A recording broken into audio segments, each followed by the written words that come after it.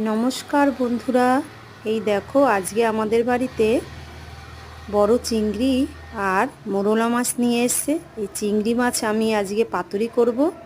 এই যে মোরলা মাছ ভাজবো। চিংড়ি মাছ কাটা হয়ে গেল আমার।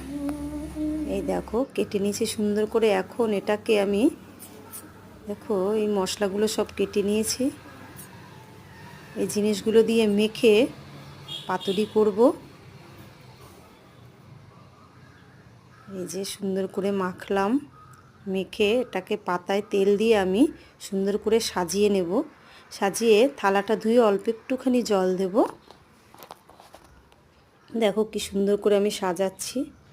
তোমাদের ভালো লাগলে তা সাবস্ক্রাইব করবে, লাইক কমেন্ট করবে, আমার পাশে থাকবে। দেখো প্রায় হয়ে গেল মাখানো। দেখো ভাজাও প্রায় হয়ে গেছে। ভালো লাগলে আমার পাশে থেকো। Tata, by.